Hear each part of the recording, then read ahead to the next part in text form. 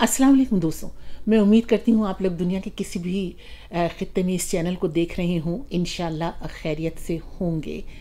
और दोस्तों, अभी ये चंद दिन पहले की बात है, बल्कि कुछ दूसरे मुल्कों के अखबारात में भी ये आया था कि साबिक़ वज़ीर-ए-आज़म इमरान ख़ान पर दहशत गर्दी का मुकदमा बना दिया गया है। और अभी 3 दिन पहले वो इस सिलसिले में अदालत में उनको बुलाया गया और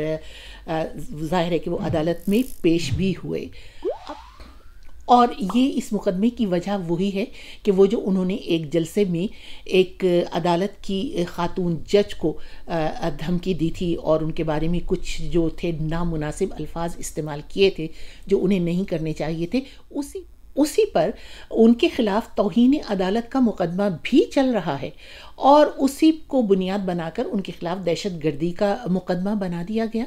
ये तो एक सिर्फ मजाक है, इसलिए कि पाकिस्तान में जिस किस्म की दहशत गर्दी होती रही है और जिस तरह से दहशत गर्द दनाते हुए 20-25 साल फिरते रहे हैं, उनके खिलाफ तो इस किस्म की कभी दहशत गर्दी के मुकदमे नहीं सुनी। और एक तौहीन अदालत का जो मामला है, जो खुद अदालत ने भी उसको उठाया है, उस पर नोटिस लिया है और वो उसकी समाअत हो रही है, गौर कर रही है अदालत, उसको आपने उठा के दहशत गर्दी की अदालत में भी आप ले आए। और ये बिल्कुल उसी तरह का केस है जिस तरह से मौजूदा वज़ीर दाखिला राना सनाउल्लाह के ख़िलाफ़ केस बनाया गया था हेरोइन का, जिसके बारे में अब बिल्कुल ये ख़ुद एक साबिक़ वज़ीर फवाद चौधरी साहब कह चुके हैं कि वो मुकदमा नहीं बनना चाहिए था, एक बिल्कुल झूठा केस था और मकसद सिर्फ ये था कि किसी तरह से मुस्लिम लीग के रहनुमाओं को जेलों में, कैदों में और उनको अदालतों में घसीटा जाए, सिर्फ ये मकसद था। तो अब जबकि इमरान ख़ान के ख़िलाफ़ इसी तरह से दहशत गर्दी का केस बनाया गया है और उनको अदालत में बुलाया जा रहा है, तो बिल्कुल यही नज़र आता है कि इस वक्त भी जो मकसद है वो इमरान ख़ान को अदालतों में घसीटना है। और हालांकि साबिक़ वज़ीर-ए-आज़म इमरान ख़ान जब यहाँ पर उन्होंने धरना दिया था इस्लामाबाद में 2014 में, तो वो तो इससे ज़्यादा धमकियां दे चुके थे उनको, सिविल एहलकारों को, आईजी को, और उन्होंने हमला भी करवा दिया था पाकिस्तान टेलीविज़न पर जो एक सरकारी इदारा है। लेकिन उसके बाद तो आपने उठाकर उनको वज़ीर आज़म बना दिया था और अब अगर उन्होंने इसी किस्म की कोई बात की है तो उनके खिलाफ दहशत गर्दी का मुकदमा बना दिया गया। तो अब अवाम इतनी बेवकूफ़ नहीं रही है कि वो ये ना समझे कि क्या मकसद होता है और कौन लोग इसके पीछे काम करते हैं, क्या स्ट्रेटेजी है, क्या हिकमत अमली है कि कभी किसी को आपने घसीटना है अदालत में, कभी किसी को घसीटना है। यूं लगता है कि स्क्रिप्ट एक ही है, बस किरदार बदलते रहते हैं। बेनज़ीर भुट्टो सिक्योरिटी रिस्क थी, नवाज शरीफ गद्दार थे, राना सनाउल्लाह दहशतगर्द थे क्योंकि वो मुनशियात का कारोबार करते थे और उसकी अगर उस मुकदमे का फैसला होता तो उनको सजाए मौत दी जाती। कभी आपने सुना कि इन मुकदमात का कोई फैसला भी हुआ हो? कभी आप ये सोचते हैं कि ये जो मुकदमात बनाए जाते हैं, जो झूठे होते हैं, जो बेबुनियाद होते हैं,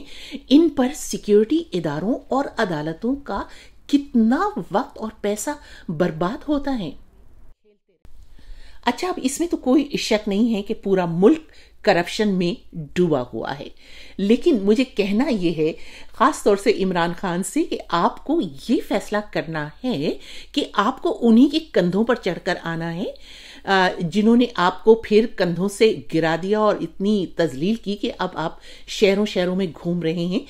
या आवाम के भरोसे पर आना है। करप्शन का खुद आप ये कह चुके हैं कि करप्शन का ये बयानिया आपको बनाकर दिया गया था, तो ये सिर्फ नारेबाजी और चोर चोर के नारे लगाने से आप कभी भी करप्शन खत्म नहीं कर सकते, क्योंकि इसकी जड़ें बहुत गहरी हैं। तो आप जब तक मुल्क में सियासी और एक मुस्तहकम निज़ाम नहीं बनेगा जिसमें कानून की बालादस्ती हो, जिसमें ये जो कमीशन लेने का जो सिलसिले चलते हैं अंदरूनी खाना, इस निज़ाम को शफाफ बनाया जाए, جب تک آپ یہ نہیں کریں گے اس وقت تک یہ کرپشن ختم نہیں ہوگی. اور یہ میں تو یہ سمجھتی ہوں کہ یہ محض نعرے بازی ہے، کیونکہ اگر آپ کو کرپشن اسی طرح سے ختم کرنی ہے تو کم سے کم آپ کے جو اپنے آپ کے ارد گرد کے لوگ ہیں ان میں تو ختم ہو جاتی، لیکن یہ اس طرح سے ممکن ہی نہیں ہے. اس کے لیے پورا نظام بنانے کی ضرورت ہے، اور یہ نظام اسی وقت بن سکے گا جب ملک میں سیاسی حکومتیں ہوں اور جو سیاستدان ہیں وہ مل کر بیٹھ کر ادارے مضبوط کرنے کی کوشش کریں. ورنہ یہ آپ اس طرح سے نعرے لگا کے چور چور کے نعرے لگا کر اور میں کسی کو نہیں چھوڑوں گا یہ کہہ کے آپ صرف ایک مرتبہ پھر